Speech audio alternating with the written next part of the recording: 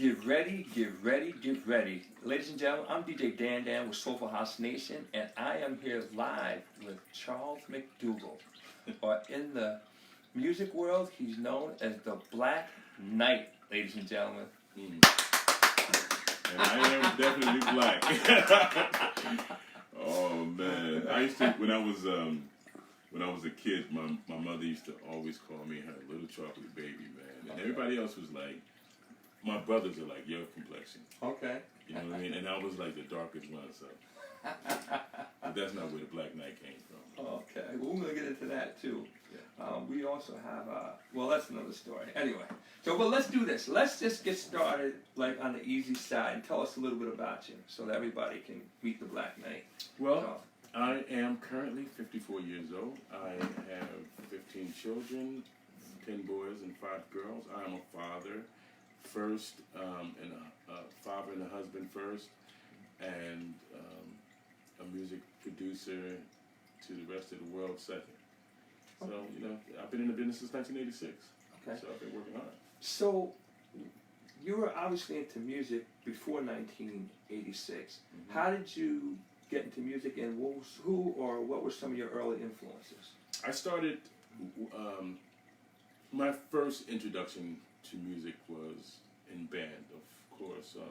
The school had a music program that I participated in. I played trumpet, and I started in the 6th grade, and I went all the way into high school. Okay. Okay. Mm-hmm. So I gotta thank Mr. Miller. I don't know if he's still alive or not, but he told me if I played drums that I wouldn't be able to play in the band, so I put a trumpet in my hand. Is that right? So, I kid you not. Wow. And from there, I joined the high school band. In high school band, I played tuba along some of the greatest musicians in the world today in the business. Oh, really? So I played tuba in high school with Calvin Gaines, who done Destiny Child, and Joe, and a whole bunch of other cats, and then Roland Clark has, you know, done. Famous for Flowers and a whole bunch of other stuff, and just so many different just Mark Beckett, the whole. I used to date the sister of the leader of Slave. Okay. The group Slave, remember? Sure, of course. Man. Okay, of course. So you know, I spent a lot of my younger years around the music business. I was in a band at the age of 16 called Private Party. I was the youngest member of the band. Everybody else was like 19 and 20 and up. And we toured all over the place. So I played, and in that band I played keyboards because I picked the keyboards once I got into high school. And I just Shades of Mahogany, just a whole bunch of different, you know, bands and different experiences that led me to the recording industry. Now, when I was in the band, they wouldn't allow me to sing. Okay, so I'm gonna just backtrack just for a minute. Okay. Okay, a tuba is an unusual instrument. Period. Yeah, man, that's the bass. Okay. That's the soul of the band, bro. Okay, so what's your look on tubas now? Do you still fool with the tuba? No. But that's okay. No, but that inspired. Okay. If you listen to the Love Time Love song, the first instrument that you hear, ba ba ba ba da ba da da, that's a tuba line, bruh. Okay. All right. Okay. You know what I'm saying? Okay. So. Okay. I'm still attached to the brass. I play 9 instruments. Okay. You know what I mean? All right. Now, once you started on this journey here, at what point? Well, first of all, where are you from originally? I was born in Newark, New Jersey, Martland Medical Hospital. Okay, it's from Newark. Okay. Now, at some point, you decided that, listen, I just don't want to play the music. I want to make the music. When did that happen? Oh my gosh, I'm trying to remember what year it was, but it was in the 84. 85. Okay. After my first son was born in 84. 85, I decided I wanted to go to the studio and you know, make my own music. Because I've always felt like people were trying to just stifle my creativity. Now, I mean, I can't blame the guys, you know. They were all, like in the band, they were all in their own thing right then, you know. So they had a singer, and but I wanted to play keys and I wanted to sing too, but I couldn't do that, you know, when you have lead singers and stuff that, you know, could feel some kind of way. So what I did was I started going to 4 Bits, which was McDougald's studio. You know McDougald Muhammad? I don't From know. Kool and the Gang and all those guys. Yeah. Okay, so McDougald, I started working with McDougald. That was the first studio I ever went to. And he gave me the ins and outs of recording. And then I went to Danny Laporte, DML, and I started actually recording. Okay. What happened was, I was paying for studio time. I was there so often that he would just open the door. I would go into the studio, record what I was going to record, leave the money, and leave until I got the phone call. Hey Charles, you want to work for me? Okay, all right. That's how I started. You know, doing production for others. Okay, so now you're hearing all this, and I guess you have something inside of you that says, wait a minute, I'm feeling something. I want to make my own sound. So you start going into the studio, and first using paint, and then you start working for them. So what happened at that point? Were you allowed to go in a direction you wanted, or did they say, okay, here's the barriers that you have to, or the guidelines that you have to follow? I didn't have any guidelines, and I'm gonna tell you this right now. Be careful of the questions that you ask me, because the answers will come out live. Okay, I'm just trying to tell you. Okay. So I started working for DML Recording, which is at 512 Main Street, which was on top of the motor vehicle building in East Orange, right? And we sold time. Now, I felt that I had acquired, you know, some chops at that point.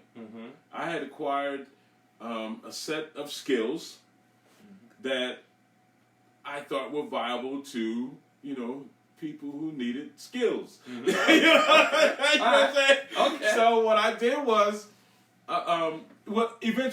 what ended up happening is, I don't want to make this thing long and drawn out. What happened was, at one point, felt that there was now, trust me, I needed to be checked. Okay. All right. Okay. I felt like there was no producer that could stand next to me. Okay. I felt like I was that dope. Okay. Right? All right. It wasn't later. It was later that I found out that I was not the dopest dude on the planet. Okay. But in my world, I was. Okay. You know what I mean? Because there was nobody I was working with or that was around me that could do what I did. I could recreate anything. But it wasn't until I went to work for JoJo Records that I was put in my place. Okay, so let's have the conversation, put it in context. What a lot of people may have not realized is that the Black Knight is a producer, meaning that he makes his own music. So, at some point, you felt like you were that guy, and then you ran into this, I guess, another person that said, "Oh, okay, that's cute, but let me show you." It happens, man. So here's my question: like say a non-producer says, "Well, you know, I hear the track, I like the track." I mean, what made this guy or lady, whoever it was, make you feel like, wait a minute, hold it, I gotta take a step back here. Well, first of all, you're gonna have to understand who it was. Okay, all right, let's go there. This guy that finally checked me. Now, mind you, I went to go work for a record label. I went to work for JoJo Records, and they would not let me put out any records. Okay. For at least 3 months. Okay. And those 3 months, that 3 month period was my check period. Now, the guy that checked me. Okay. this guy had worked on Duran Duran, Sting, Stevie Wonder, Mr. Morgan, Freddie Jackson, and he has this. He worked for Digital by Dickinson. He has this resume that's freaking out of this world, right? He would do. This is what he did to me. Okay. He gave me the original master. Okay. And the record. I need this to sound like that. And when you can do that, you can put out some records. Okay, now. So that was a whole nother level, huh? Dude, he totally broke me down. Because remember, man, my ego was the size, bro. It was like, it was huge. You couldn't touch me. Okay. They can't, and people would come out to get me to do certain. I've been to every studio, bro, out here. From New York to South Jersey. I've been everywhere. Right. I've worked on like huge projects, and Joe was like, "Okay, I need you to do this, okay?" And he was freaking cool about it. He wasn't all, egotistical. I was the one walking around like I was the shit. You know what I mean? And he checked me, and after that, my brain was right. Okay. Everything the way that I approached music was different. My set of skills were different. I already had this set of skills, and then he gave me these set of skills. So I did like this with the skills. Okay. And so you had to. Yeah, I mean, he checked you, bro. Oh, bro, he broke me down. He broke me down to the ground. Could you imagine coming into, and I got to the studio every morning on time at 8 a.m. I didn't leave until 5 or 6 at night. I was doing the time. He taught me how to patch. He taught me what compression does, what limiting does, all of these things. Danny Laporte gave me a set of tools, right? Okay. He's the one that made me the monster. Danny made me a monster. Okay. Joe Mono made me a beast, bro. Okay. You know what I'm saying? You know what I mean? All right.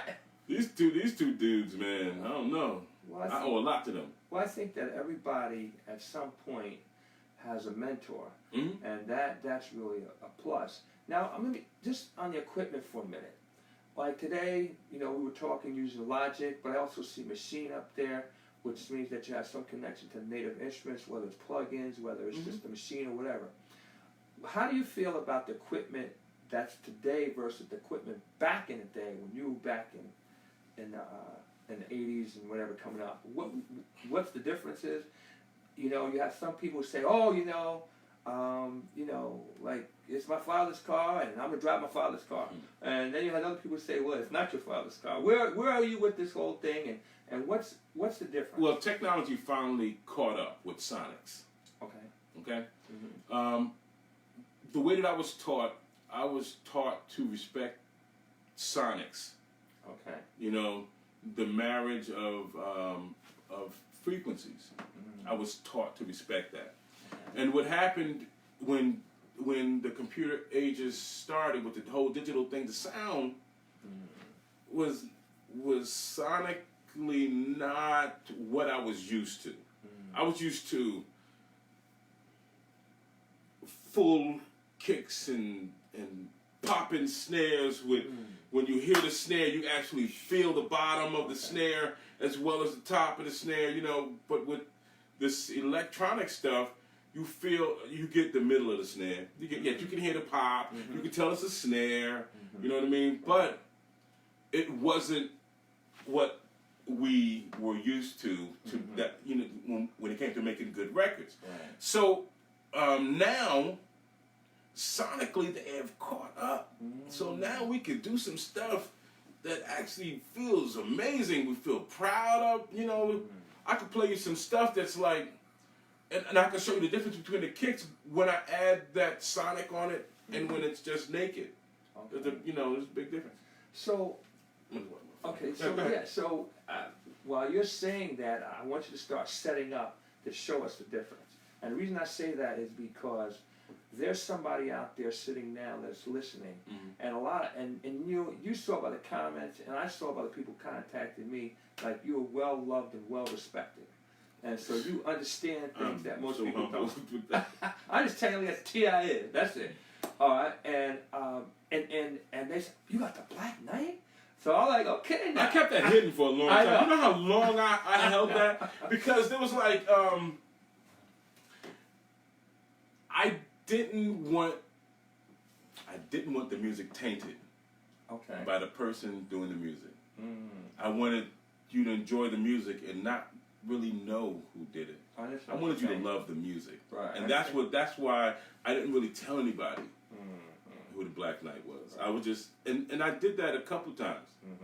I never told anybody who like you would hear a record, you didn't know who did it, you just know who was dope, you know. Right. And all producers, for some reason, they just feel this need to take to be in power over this music, and it's not possible. You know, they want to be the light, you know, and you can't. You know, it's about the singer and the producer and the organizer and the musicians. Sometimes they're not the same person. Right. A lot of times it is the same person. But but when you're taking on these jobs, you have to separate yourself. And they don't. Right. Which leads me to my next question. I hear people say all the time that people who make music on computers aren't making real music. They say that the real music is made on an instrument. I have a thought, but I'm not willing to share it until you share with me the computers versus the live musician. Okay, and I'll tell you what I'm thinking. I'm a musician. Okay. I'm playing an electronic instrument in the computer. So how's that not real? Okay. All right. So I totally agree with you. I'm going to tell you what I'm thinking, then you tell me, am I on or off? Okay, now, I hear people say that, oh, when you're making this music on a computer, you just push a couple of buttons. No. So I just want to tell you what happened. So I disagree with that too. And I'll tell you what I disagree with. First of all, I just natively disagree with that. But then, when I bought these programs and tried to work them, I said, listen, I tell you what. This is a musician I was having a conversation with. I said, listen. I said, if you think it's that easy, I said, I'm going to open the program up right now. I'm going to hand you the laptop. Let's see what you got. So all the air came out of the room. So I can prove to you. Okay. I can prove to you that it's not just pushing buttons. Okay, I agree. I play all of my tracks. I rarely use a loop, and if I use a loop, it's a fill loop of drums or something. All the parts you hear, I play. All the bass lines you hear, I play. All the horn lines you hear, I play. All the string lines you hear, I play. All the keyboard parts, I play. Okay. So these are you see these tracks right here? Yeah. These are individual tracks that were played with my hand. So what button did I push to make that chord play, you know? Well, I think that people who say that, and this is my opinion, and they really don't know what they're talking about, or they have no direct experience with something like this. And I think that's how and why they say that.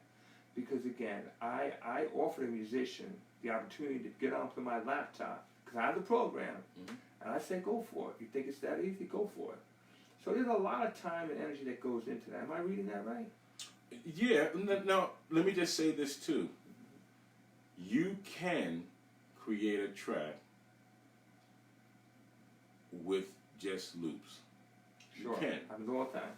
But where's the originality in it? They're the same loops that you can get. They're the same loops that you can get.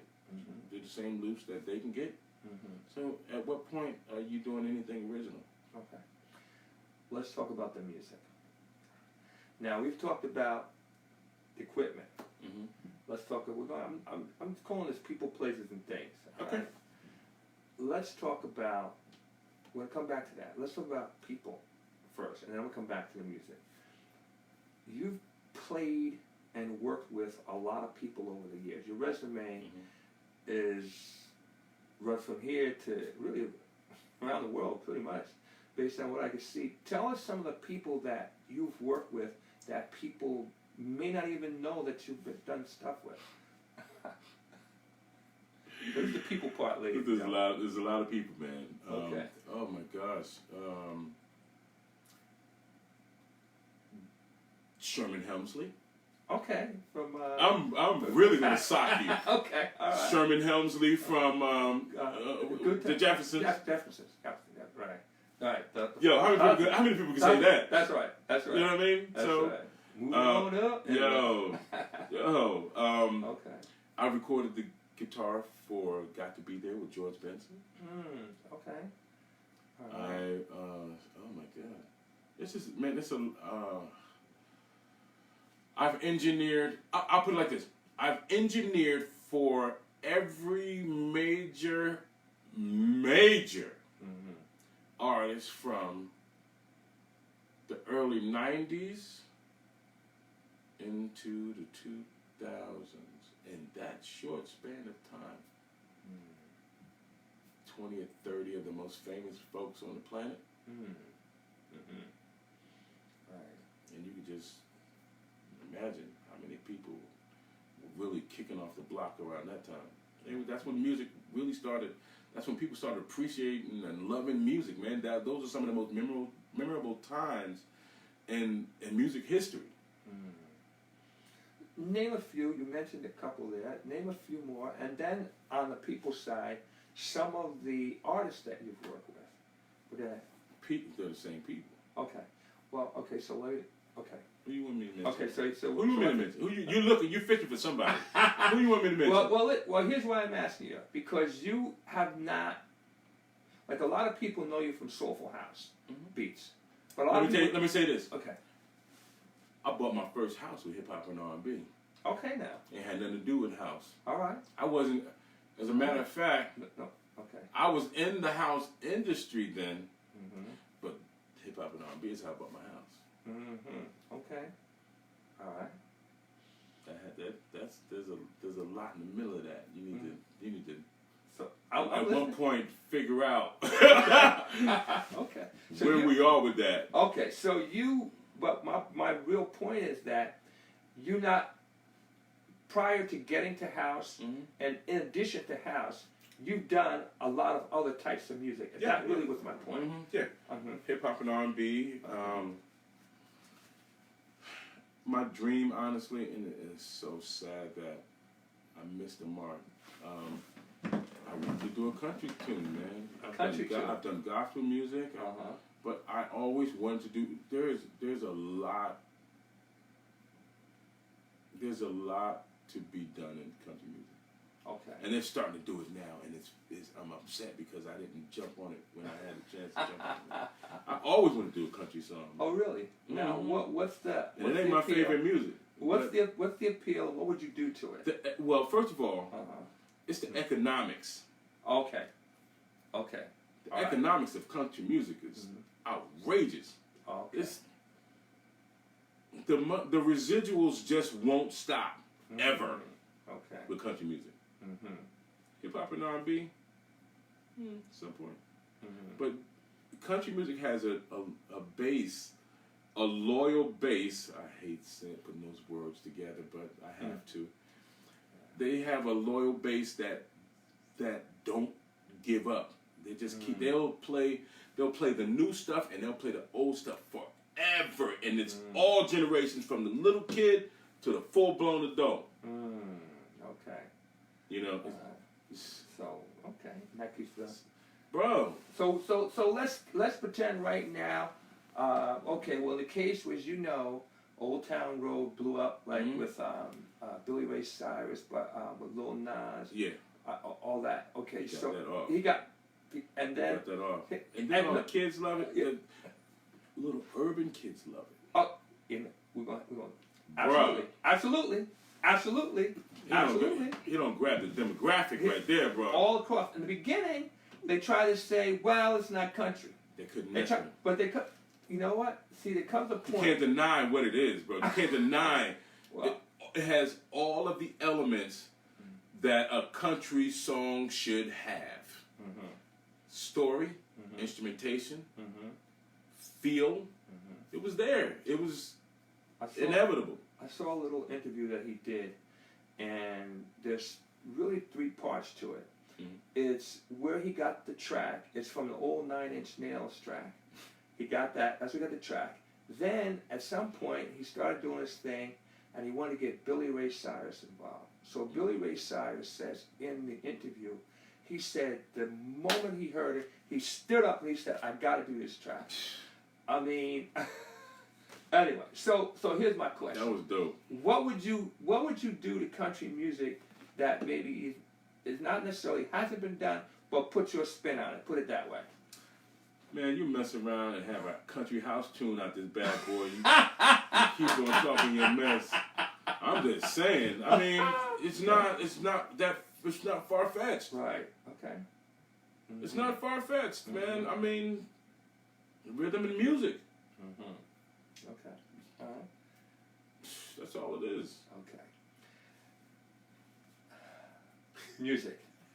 We're gonna go to the music for a minute. How did you make the leap into house music, and/or I would say house and/or soulful house? Okay. Only because I know you do different things with Right. house music. Then we'll come back to places. I'm trying to think of. My brother really only knows the real story. It's even foggy for me sometimes.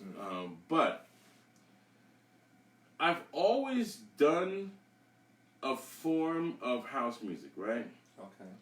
But I didn't become known in the house music community because I always did stuff behind the scenes. Oh, okay. Until I did start doing the music with my brother and Kerry Chandler. Oh, Yaya sure. McDougald and Kerry Chandler. Mm-hmm. You know, so when I did It's the Music, things started moving. And then when I did To Be With You, it just started really, now mind you, this is none of my production. Okay. I am just the singer. Oh, okay. I sang those songs. Mm. And that I think I did that as a favor to my brother, Yaya. Okay. And, you know, I was always a one shot, one kill dude. So I went in, I sang it, one shot, one kill, went back upstairs to the studio to do my session. Because Curry had his studio in the basement of 512 Main Street under Motor Vehicle. Oh, okay. All This right. mofo was always underground. He had Madhouse Records. Okay. And I would, you know, he asked me to come down. I do this song. He asked me to come back. They want another song. Okay. I do another song. Okay. You know. So that's how I was introduced to the people in the house before production. Okay. So you know they know nothing about me in production. They just knew me as a singer. So now you're starting to stuff. I'm gonna go to places right now. So I did people thing, but let's go to places.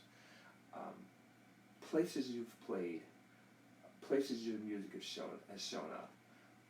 Places. Tell me about some places. And Whew. Okay. I have a loyal fan base in Italy. I have a loyal fan base in Japan. I have a loyal fan base in the UK. I have did I say Italy? Yes. Yeah, yeah.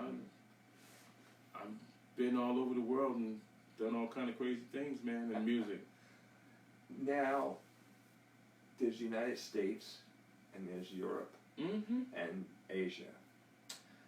What's the difference in the sound and or the audience? We're on mainstream radio across the water. We're on FM radio, regular. Mm-hmm. Check out New York Time Radio, Italy, FM station. Mm-hmm. Here, right. We got to beg for And the we got to beg for radio time. In the dark, in the back, knock 3 times on the door, twice on the ceiling, or twice on the pipes. Then you get to the door, you gotta get the secret code. Then forget about it. It's like, what are you talking about? So okay. So mainstream radio. This is what I've heard, and I want to get your opinion. I've heard the reason that they don't play it on mainstream radio is because the young kids are not involved with it. What do you say?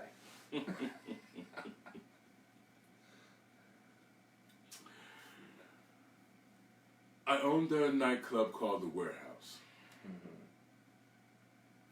And I tried to introduce some young adults to the house music scene.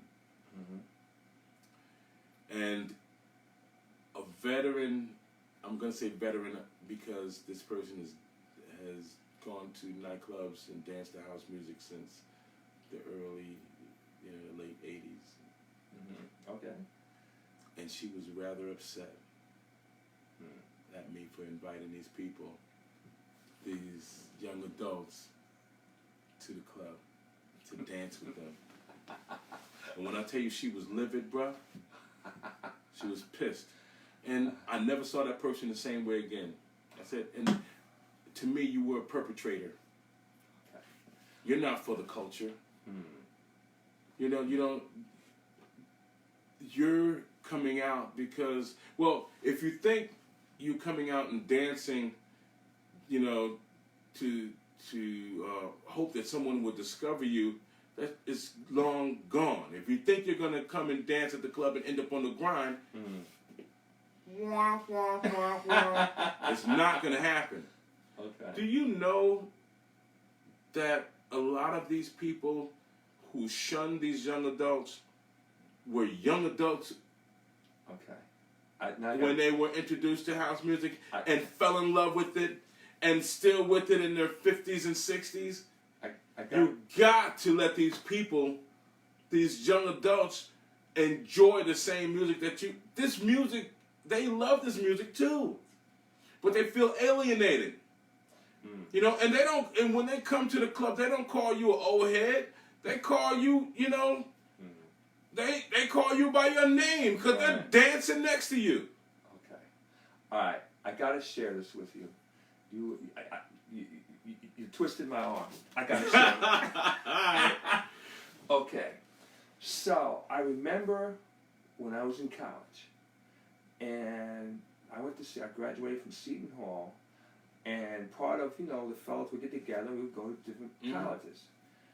And I remember going to Rutgers, and they were having this party, and it was a seniors party, and me and a couple buddies come in, and we're freshmen.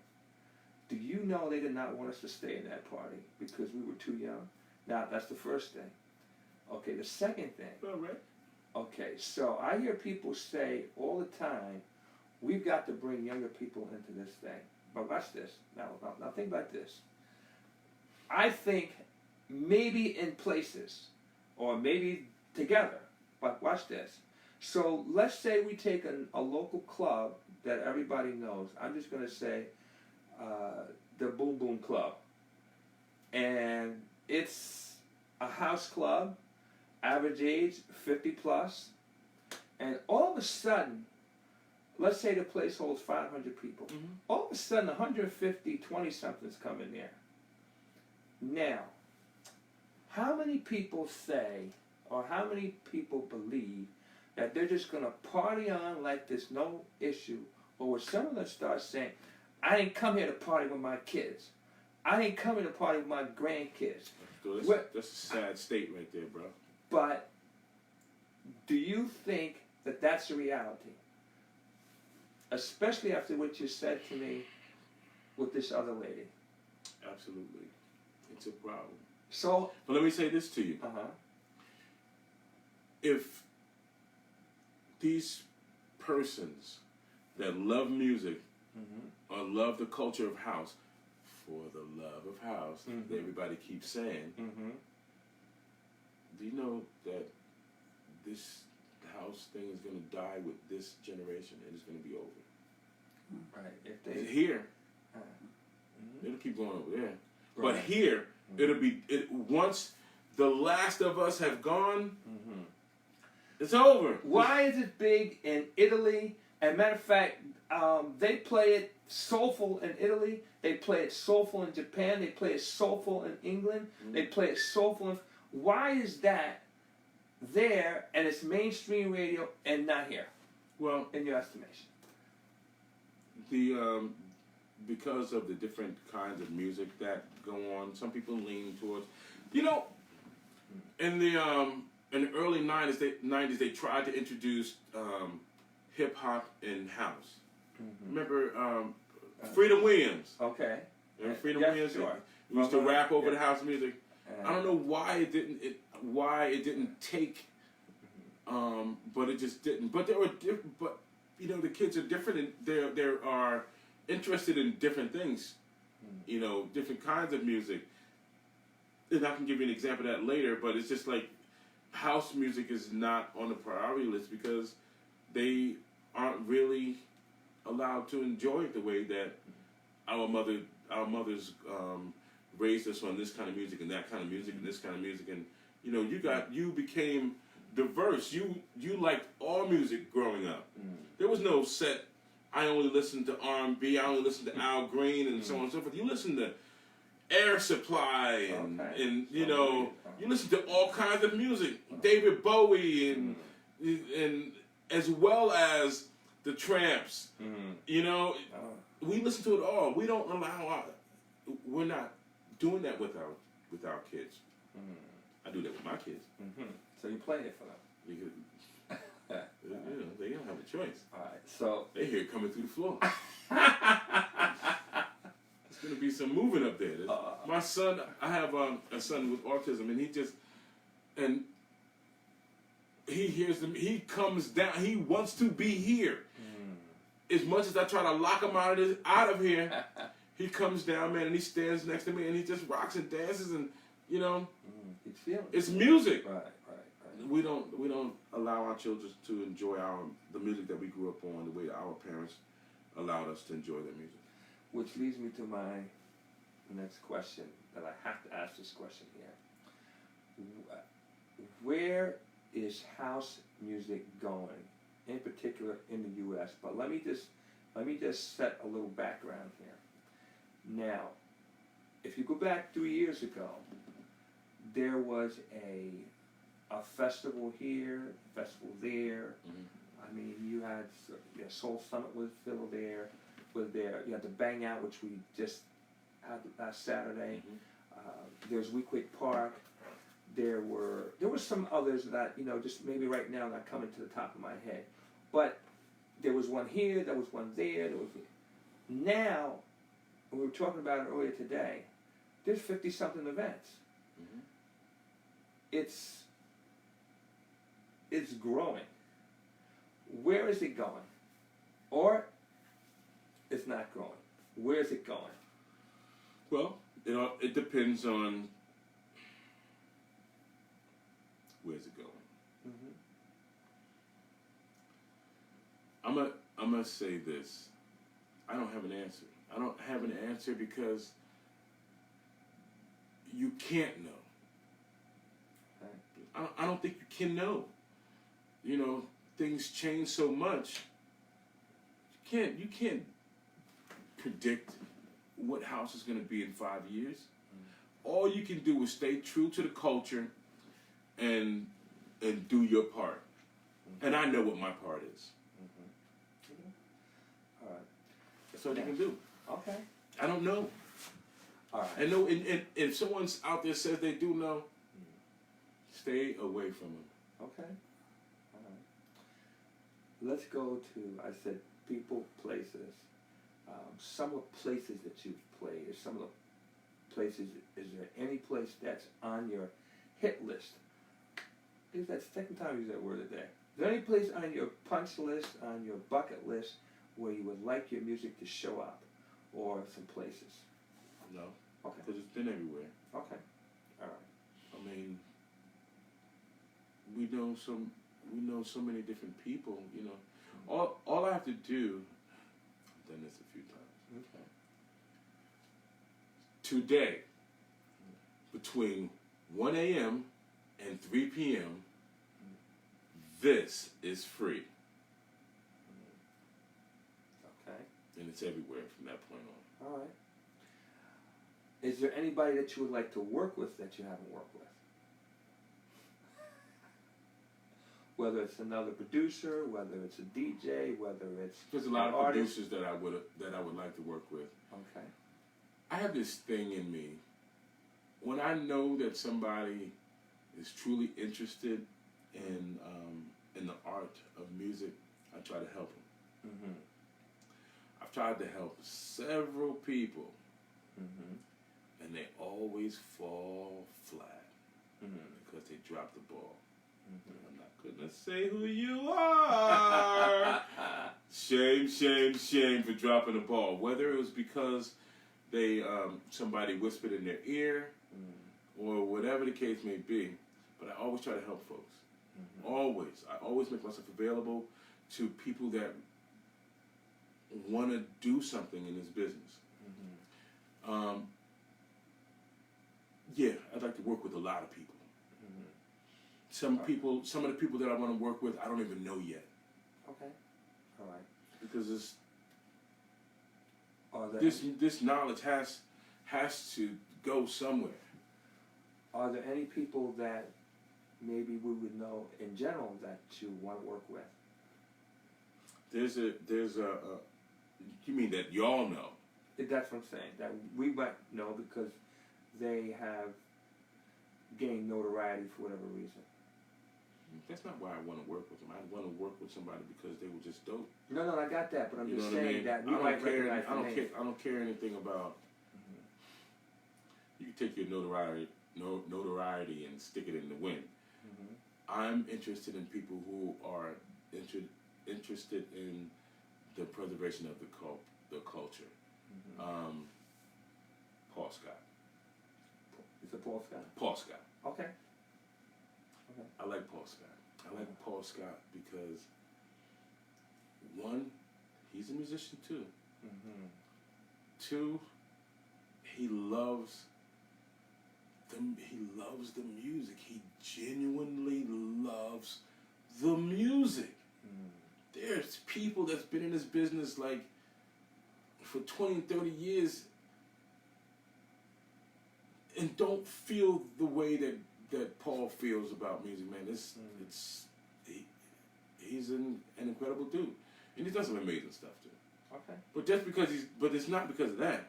It's because he's just a dope dude. Okay. All right. You know, Paul Scott. Paul? Okay, Paul. Bruh, you already know what I got. Okay. And I know what you got. Okay. We could do some gotten together. Trust me. You know what I'm saying? Yo. Yeah, man, Paul Scott. There are some people I'd like to help with their skill set.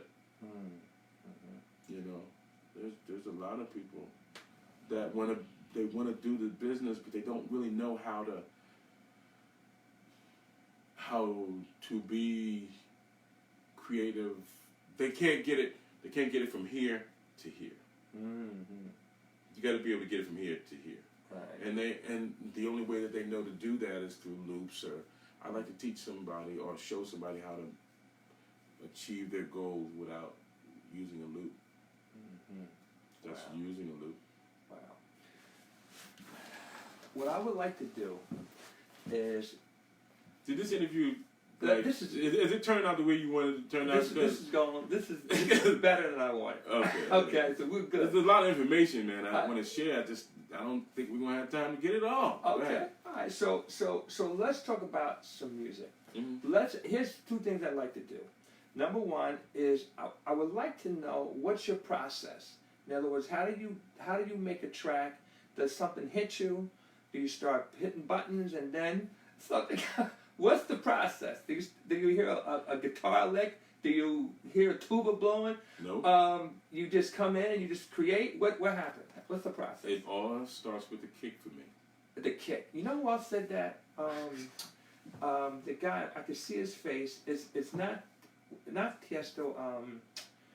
He's one of the big EDM guys. He'll come to me 2 o'clock in the morning. I'm sure it will. Yeah, he says it all starts with the kick. Yeah, man. Interesting. Okay. Now, and the reason why I say it starts with the kick, and you know, I do a lot of different vibes. Mm-hmm. I never start with the same kick. Mm-hmm. So it starts with the kick. Now, there are hundreds of kicks. If you listen to, I could play you something. It's not going to translate well over the interview, but you'll be able to hear sonically the differences in the kicks. You know, and it starts with the kick, man. So I'll start playing the kick, and before I get to the 8th bar, I feel a bass line. So I'll play a piece of bass line, right? And then I'll play chords that go along with that bass line, right? And then what ends up happening is I'll scrap the bass line that I started with, and create a new bass line for the chords that I created, right? That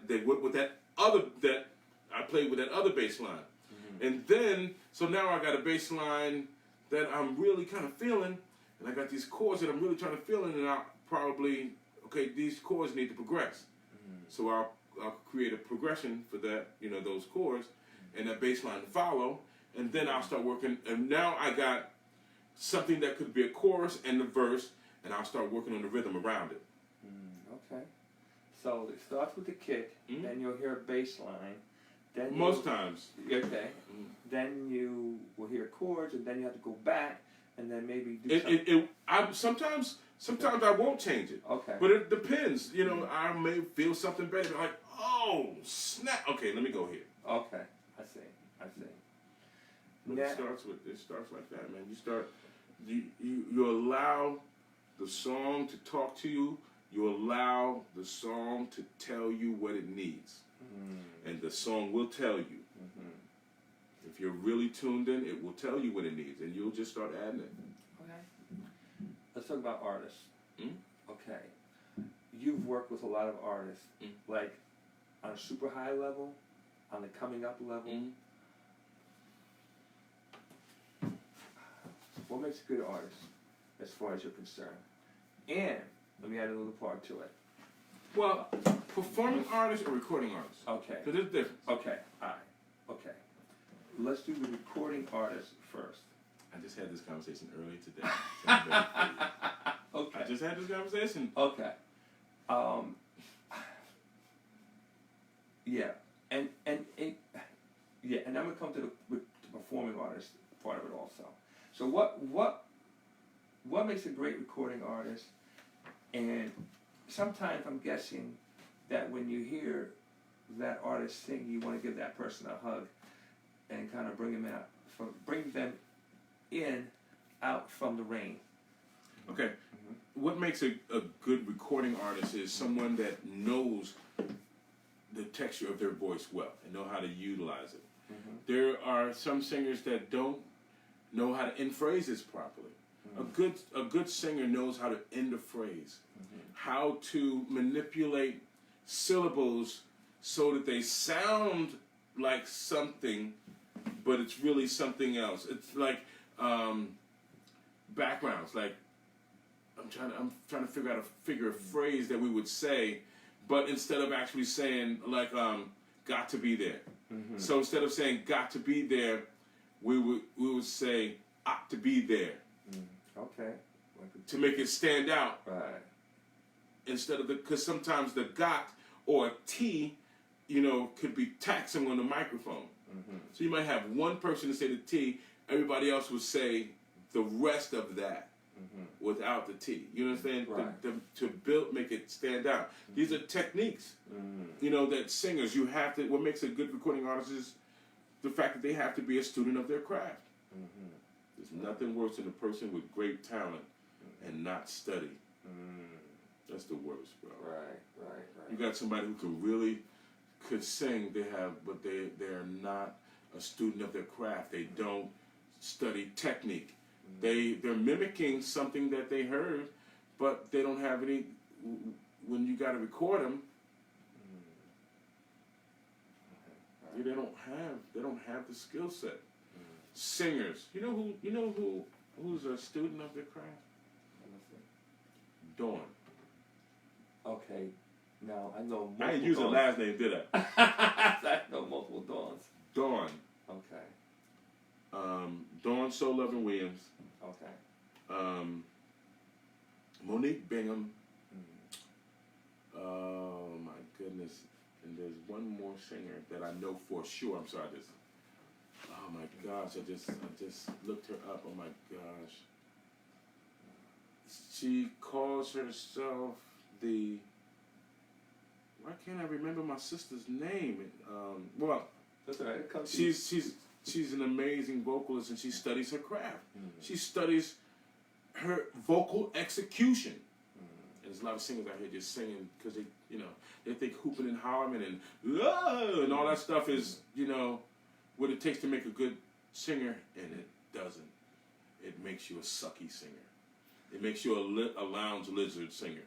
Lounge lizard. Okay, never heard that before.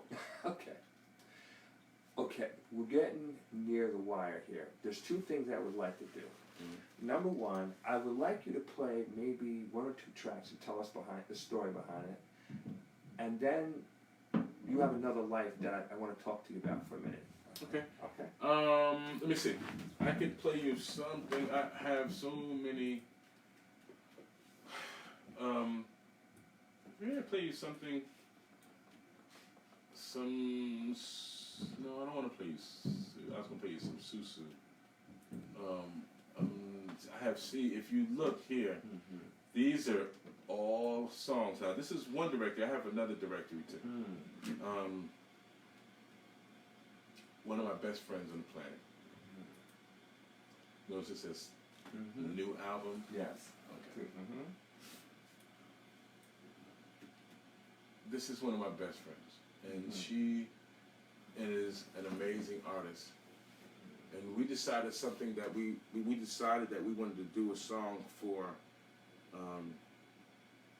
the LBGT, and there's a couple other letters in Q community, and this is one of the songs we came up with. Okay. Now, this is the original title. Okay. But this is the title that we ended up with. This is the non-hip-hop title.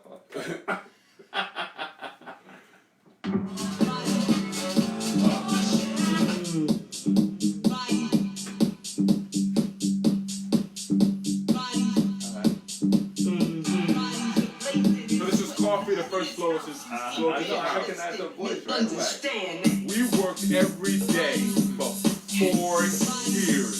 Okay. Every day. Okay. So we became like, she's like my sister. Okay.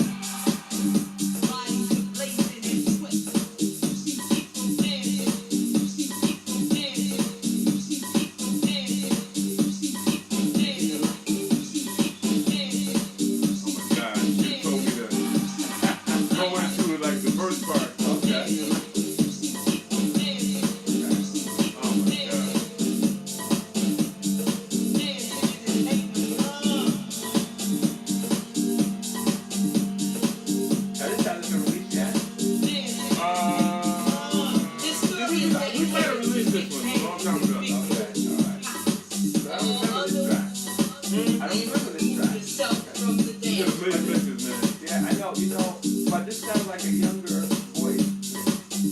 But I recognize Look, 2012. 8/10/2012. Okay, alright. Okay, I forgot.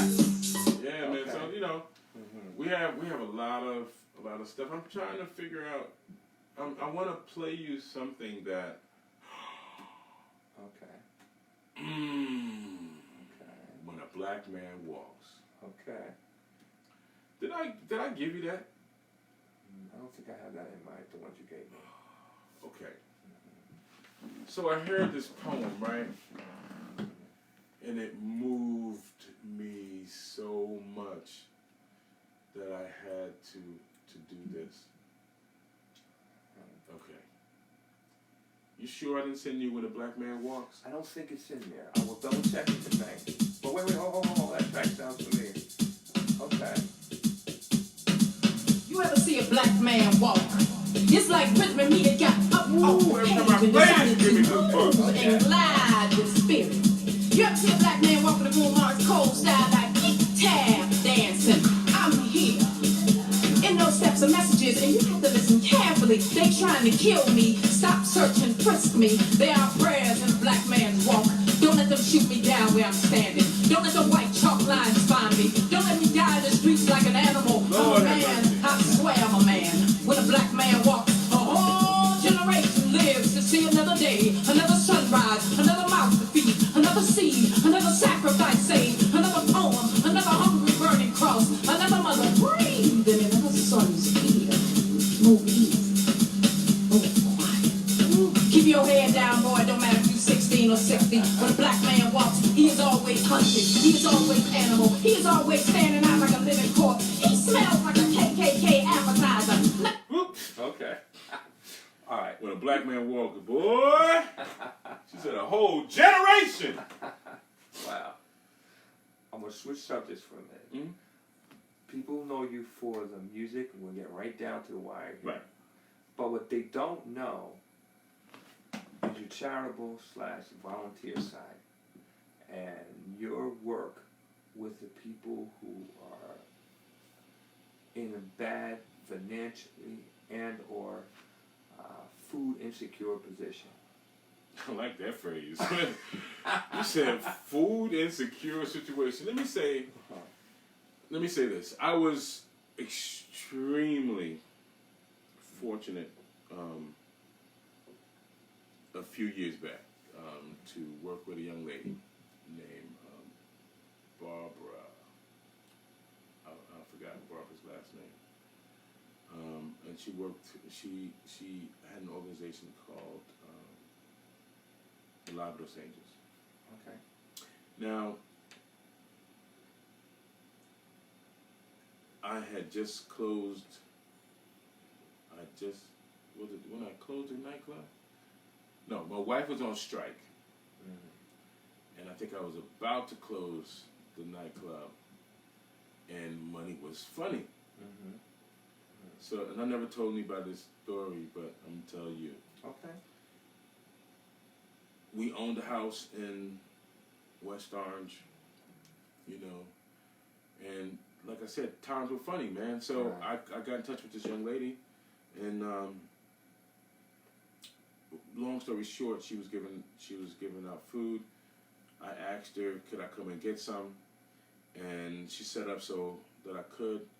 And when I went to go pick up this food, I couldn't leave. Okay. So I asked her if I could help. Wow. So I helped her that night, and you know, I was helping her for a year or two, and then it came time for me to move on to another situation because things just got kind of weird. And I happened to run into, well, I knew Tanya Velps and Raheem Velps was doing something similar to what I was doing. So I asked, you know, if I could join the organization, and I became the outreach director, and the rest is history, man. We give out food to whoever wants it and needs it. Right. Now, we help our brothers and sisters without addresses, but we also help people that do have addresses. Right. That are financially sometimes strapped, man. You know, when you got kids or don't have kids, and you're living single, and money's tight, the first thing to go is food. Right. So we're trying to create in a situation where, you know, or a regular place that people can go to get food no matter what. You already know it's free. The food is free. No ID required. No income verification. Nothing to sign. You just come get food. And call it right. You know what I mean? And it's not just it's everybody, man. There's people that own homes, people that don't own homes. They all need help. Right. You know, and it's hard to pinpoint or to pick just a demographic to help. How are you gonna say no to this dude over here that's hungry? Right. You don't know what his situation is, and you don't want to ask him what his situation is. Right. You just know that you want to make sure that he eats tonight and tomorrow and the next day. So we try to make sure you're straight for the month if we can, opposed to just coming to get food for the night. Right. You know, it's a lot. It's and it's a lot involved. You know, my wife has wanted me to hang up the curtain many a day. You know, she's getting tired of seeing her yard with all these boxes in it and this and all this kind of stuff, but she hangs in there because she knows, these people need this. You know, there's an old saying, now hear this out. You know, it goes, feed a man a fish, you feed him for a day, teach him how to fish, you teach him, you feed him for a lifetime. Now I'm going to tell you something. Whoever said that was not hungry. No. They weren't hungry. So you can talk philosophy. After I eat, we can talk philosophy. But right now I'm hungry. I can't think. See, listen. If I'm hungry, I can't think. Right. Listen. If I'm hungry and gotta go to the bathroom, I can't think. You can't. That's right. How? This is a touchy subject for me, man, because I know what it's like to have your last pack of chicken and gotta feed your kids. I know that feeling and be living it. Let me tell you. Own a house in the hills of West Orange with a view of New York that's out of this world. Got 8 kids in the house. 1 pack of chicken to feed them. Wow. You know what it is. I know what it is, man, to need a hand. I need somebody to help me. I know what it is, so I'm here. We are here. Tanya, Raheem, and the whole host of volunteers that come out and help us, we are here, man. And they do this and they don't get nothing. We don't get paid for this. We don't have any government grants or any sponsors or anything like that. When we go pick up food, the vehicle belongs to us. The gas that goes into the vehicle comes from the money that comes out of our pockets. Nobody helps us. We partner up with other organizations, and sometimes we're able to, get help through that, which is a freaking blessing. Right. Joy's Angels, Joy Black, these. I forgot that there's a gentleman right now that's helping us with shoes and clothes, man. These guys are stepping up and they're there. Right. Understand. They're not asking for anything. They just wanna give. I don't know how Tanya and Ramin do what they do. I know what I do. Right.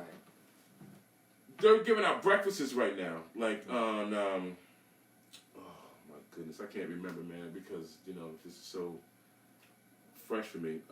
They're giving breakfast and lunches in Newark, or is it Irvington Avenue? I'm not really sure. I have to look it up. I'll give it to you later.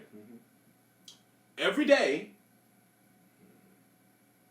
4 days a week. 4 days a week.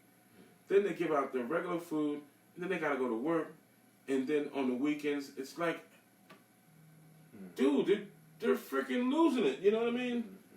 I don't understand how they can do this and not fall under. Right. This is a full-time job, man. I believe it. with no pay. But we go out and we do it because I don't think you should pay for food. I mean, yeah, I understand somebody got to make a living, but there are some people, you know, medical health and food and water are things that I don't think we should pay for. We shouldn't have to pay for something that we need to survive. Can't live without food and water, man. Right. But we got to pay for it. Well, we're really down to the wire here. Yeah. I'd like to do two things. If people want to follow you, support you, keep up with you, get in touch, for whether it's for the food insecure or for the music, how do they do it? If you need food, if you need groceries, and let me stop saying food. If you need groceries, call me. 973-771-9772. One more time. 973-771-9772. That's me directly. Okay. You can call me. And I don't care if you're calling for yourself or calling for somebody. Don't let your pride stop you from feeding your family. Call me.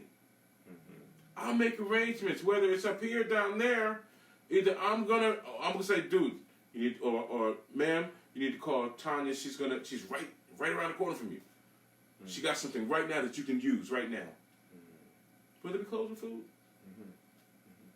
You know what I mean? And you can always reach me on Facebook, Charles McDougald on Facebook. Don't be confused by Charles McDougald Jr., which is my son, and Charles McDougald in the blue shirt, that's my father. You know? That dude, boy, oh man, you hook up with him, you might be in for a shot. But you can always reach me, man. You know, we're here. Treehouse Cares, or you can go to Treehouse Cares on Facebook. Send us a note. We'll respond. Okay. You know, we want to take care of you. Treehouse Cares 100%. All right.